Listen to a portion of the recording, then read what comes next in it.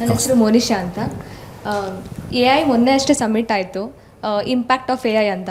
Impact of AI ಸುಮಾರು ಕ್ಷೇತ್ರದಲ್ಲಿ ಇದೆ. ಇವಾಗ ನೀವು ಒಂದು ಹೇಳಿದ್ರಿ ಎಕ್ಸಾಂಪಲ್, ಜಡ್ಜ್ಗಳದಿರ್ಬೋದು. ನಾವು ಹ್ಯೂಮನ್ಸೇ ಫ್ಲಾಡ್ ಇದ್ದೀವಿ, ನಾವು ನಮ್ಮಲ್ಲಿ ಬಯಾಸ್ನೆಸ್ ತುಂಬ ಇರುತ್ತೆ. ಸೊ ನಾವು AI ಗೂ ಕೂಡ ಆ ಬಯಾಸ್ನೆಸ್ನೇ ತುಂಬಿದ್ರೆ ಅದರಿಂದ ನಮಗೆ ಹಾನಿಕರವಾಗಿ ತುಂಬ ಇದಾಗುತ್ತೆ, ದೇಶಕ್ಕಾಗಲಿ ಇದಾಗಲಿ. ಮತ್ತು ಜನರನ್ನು ತುಂಬ ಮ್ಯಾನಿಪುಲೇಟಿವ್ ಆಗು ಮಾಡುವಂಥ ಶಕ್ತಿ ಇದೆ. ಈಗ ಸೋಷಿಯಲ್ ಮೀಡ್ಯಾದಲ್ಲಿ ನೋಡ್ಬೋದು, ಈಗ ಹೆಣ್ಮಕ್ಳು ಎಷ್ಟೊಂದು ಪೋಸ್ಟ್ಗಳು ಹಾಕಿರ್ತಾರೆ. ಡಿಫೇಕ್ ಟೆಕ್ನಾಲಜಿ ಎಲ್ಲ ಎಷ್ಟು ಬೆಳೆದಿದೆ ಅಂದರೆ ಇನ್ನು ನೆಗೆಟಿವ್ ವೇಯಲ್ಲಿ ಜಾಸ್ತಿ ಇದು ಡೇಂಜರಸ್ಲಿ ಇದೆಯಾ AI. ಆ್ಯಂಡ್ ಪೊಲಿಟಿಕಲ್ ಪಾರ್ಟೀಸ್ ಕೂಡ ಅಷ್ಟೇ ಸರ್. ಈಗ ಯಾರು ಇದನ್ನು ರೆಗ್ಯುಲೇಟ್ ಮಾಡಬೇಕು, ಅವರೇ ಇದನ್ನು ಒಂದು ಪಾರ್ಟಿ ಇನ್ನೊಂದು ಪಾರ್ಟಿ ಮೇಲೆಲ್ಲ ಬಳಸಿ ಇದು AI ನ ಯೂಸ್ ಮಾಡಿಕೊಂಡು 100%. ಈಗ ಅಮೆಝಾನ್ ವೆಬ್ ಸರ್ವಿಸಲ್ಲಿ ಒಂದು ರಿಕ್ರೂಟ್ಮೆಂಟ್ ಮಾಡುವಂಥ AI-ಗೆ ಹೇಳಿದ್ರು ಅವಾಗ ರೆಸ್ಯೂಮೆಗಳನ್ನ. ಹೆಣ್ಮಕ್ಳನ್ನ ಯಾರೂ ಸೆಲೆಕ್ಟ್ ಮಾಡಲಿಲ್ಲ. ಅದು ಯಾಕೆ? ಗರ್ಲ್ಸ್ ಸ್ಕೂಲಲ್ಲಿ ಓದಿದ್ದಾಳೆ, ಗರ್ಲ್ಸ್ ಕಾಲೇಜಲ್ಲಿ, ಇಟ್ ವಾಸ್ ಬಯಾಸ್ಡ್.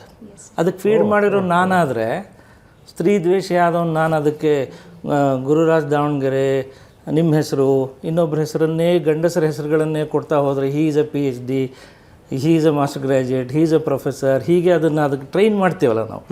ಈಗ ಇದು ಜನರೇಟಿವ್ ಯಾವುದೇ ನಮ್ಮ any AI tool should be trained first.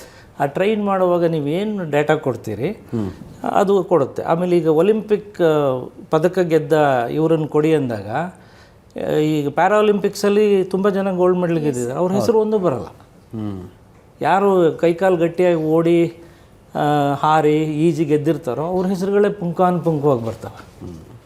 ಆಮೇಲೆ ನೇಮ್ ಈಸ್ ಬ್ಯೂಟಿಫುಲ್ ಆ್ಯಕ್ಟ್ರೆಸಸ್ ಅಂತಂದರೆ ಕಪ್ಪು ವರ್ಣೀಯ ಯಾವ ನಟಿ ಹೆಸರು ಬರಲ್ಲ ಅಲ್ಲಿ.